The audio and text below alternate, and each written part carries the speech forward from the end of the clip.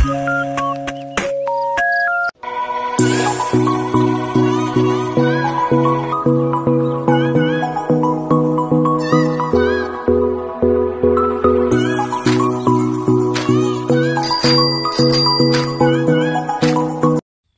morning guys, rest backan natin agad yung dory. Kasama natin Katoto Sakuragi Vlog. Nare-rest back. Yan. At ang Forever Love Team kasama na naman. Hindi makamove on. By the way nga pala, kami ay nag-iwan ng trap dito, 3 piraso, yung tinatawag nating patuktok. Pero ngayon pa lang natin ma-check na babalikan yung lugar. So kung may nahuli man yon, malamang patay na yun. 2 araw ka nakasabit na ano. Pero usually, ang nahuhuli nun dalag. So, check natin kung may nahuli tayong dalag kahit patay na. Yan, kailangan muna natin dumaan sa unang obstacle course. Dadaan tayo sa linang na punong-puno ng tubig bago natin maabot yung ating malilim na spot. Okay, touchdown. Check natin yung ating trap. Ay, unang trap. Oh.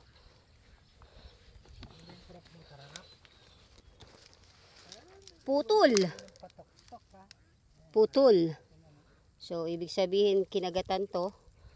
Most likely, malaki yung kumagat. Nakuha niyang naputol. Yan.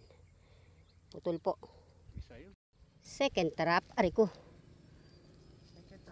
Andito pa yung hook, pero wala na yung pain. Ibig sabihin, nilanggam. Ibig sabihin, nilanggam. Nakuha yung pain, hindi nakuha yung isda. Third trap, andun pa yung pain. Ang kumagat ay susu. Walang huli yung mga trap. Isa lang ang nakahuli sana. Yan. O, bumabaw doon sa may tulay. So, in-expect natin bumabaw din dito. Pero, thank you Lord, hindi po na ano yung lugar. Malalim pa rin. Kaso, dinat na natin na patag. O, last time nung pumatag yan, hindi natin napakagat yung mga cream dory. Tingnan natin kung ngayon kakagat sila kahit patag. Huli! Andito. Okay guys, first catch. Cream dory. Yes. Papakidala dito ilalagyan.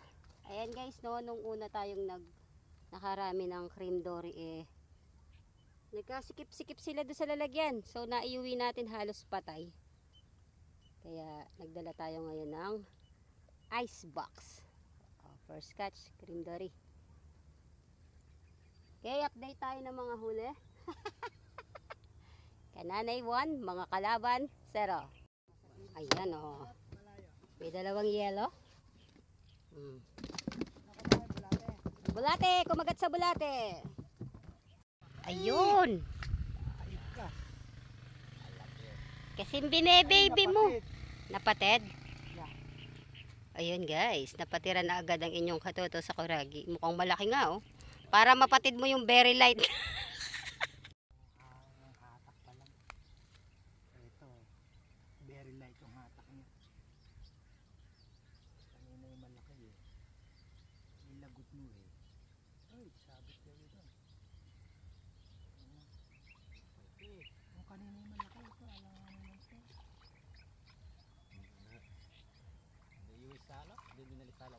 Hindi. Yan guys, maliit pa daw oh. Napakayabang naman ng Katoto nyo. Yabang oh. Guys, nagkaroon ng paghahangin, ng pag-aalon. Kaya medyo napapakagat natin siya. So naghintay pa tayo ng mga more than 30 minutes. Nagpatag, buti nagmahangin na.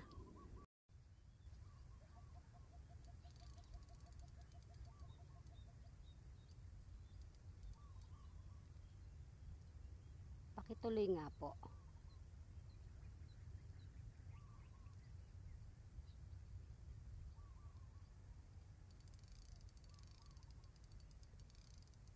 Yun na.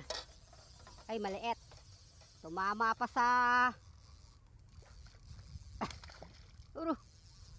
talagang sa baby, dun niya ako gustong kumagat ha. Okay. Kumpara doon sa huli natin nung nakakaraan guys, ito ay medyo maganda ang sukat. Hindi naman sa pine-pressure ko yung asawa ko, pero pwede bang humuli ka naman? Wala pa po siyang nahuhuli. Ako'y nakaka 2 point na. Yan. Kumpara doon sa nakaraan, mas magaganda sukat nito. Nadudurit guys. Oh, kasi sukal. Ay, sukal kasi. Maliit. Pares lang nung kanina. Mas malaki kanina. Okay, pumatag na naman guys. Nagsipaglaro na naman sila sa ibabaw. Faraway land. Kalayo Hindi ko makita kung kinakaladkad. Kagalang lokahok yun. Hina ng galaw ng palutang. Pag dory ang kaladkad agad eh. Hindi. Dory. Dory. Dory guys. Bumitaw. Bumitaw.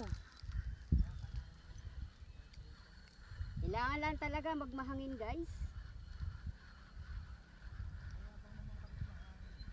Diretso na, wala nang drag to. Oops. Liit-liit lang. Nasa malayo ka pa.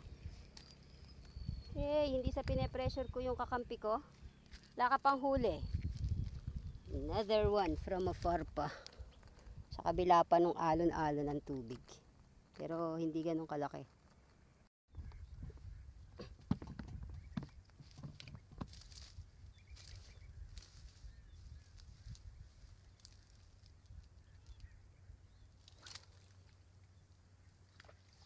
Doon ko nahuli. Doon tayo babato.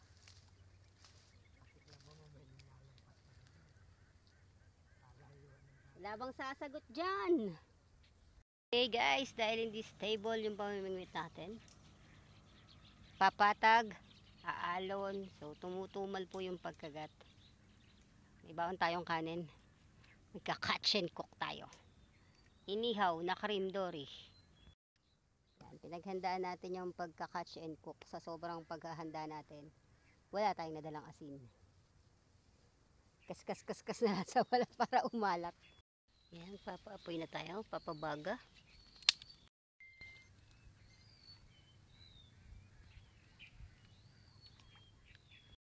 Yan, hintay lang natin magbaga para makapag-ihaw na tayo. Iihaw natin yung mga maliliit nating huli. Kasi wala naman tayo malalaking iihaw. Puro maliliit naman yan. Asar ayaw gumalaw ng tubig. Patag na patag pa rin. Yan, nagtumal. My goodness!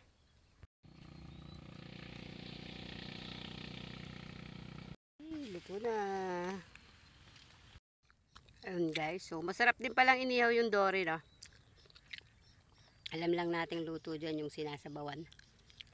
Hinahampalukan, masarap din pala O gutom lang kami, kaya masarap sa panlasa namin. Ito pa. Nakabayok pa yun. Malaki to. Malaban. Hindi yun. Nakapataw yun. Ito. Kano kalaki? Angat mo. Ay, malaki nga. Malaki. Ay, malaki nga. Yung nakapatid sa akin ito. Problema. Ayun, patid! Ayun nga, yung nakapatid. Pinwersa mo eh. Hindi ko pinwersa. Wala kasi itong drag. Ayun nga, sinlaki nung pumatid sa akin kanina. Patid, Oo. Namitaw na siya, pero ang laki. Napalitaw na natin guys, Nakuha niya na patid na puwersa. Hindi nga, naramdaman. Oh no. Oh no, no, no, no. Oh no, no, no, Kadalang natin na yung hinintay, kanina ko eh. Ayan, sulit sana yung matagal na paghihintay. Nung unang nagpunta tayo dito, dala namin yung panalok Mas mayaahon sana kung nandun yung panalok. Ngayon, dahil nga maliliit yung napakagat natin noon, hindi na namin dinala. Ngayon tayo nakagatan ng malaki. Nakuhang pinatid. Nagsisipaglaro na naman sila guys. Sa wakas. Ay, malaki Kong! Paki-ano ng Kong? Basket. Kong basket. Kong basket. Basket. Sumut sa ilalim. Paano mo kay di kong yan patas ikaw yung kumuha ng basket? Ngayon pa lang siya makaka-finally, kawawa naman kung makakawala pa. Oh. Ay, andun na. Pahawak mo kay Dikong yung Mabati. padwas mo. Tapos ikaw yung kumuha dito ng basket pa. Oh. Sumabi. Ay, ito. Kung ikaw, kung magano nung pamingwit kong. Haka na. Tingnan. Yan pa, ikaw salubungin mo. Hindi tayo mabati. Para hindi na makapakawala. Sayang, iihaw natin yan, guys.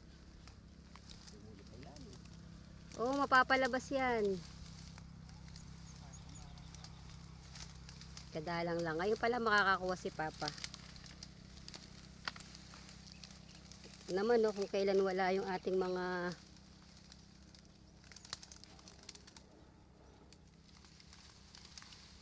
panalok. Tsaka tayo nakapagpakagat ng malalaki.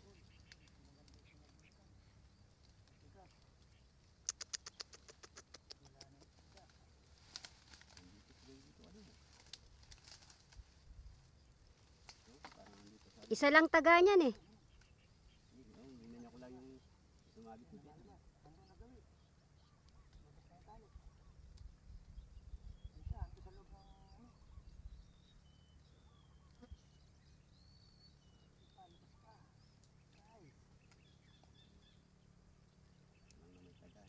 Isa lang taga niyan. Kaya siguradong samon ng isda.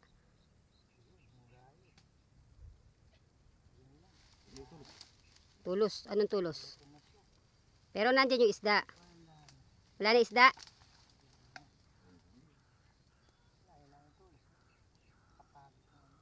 Ay, sayang. Ay, sayang.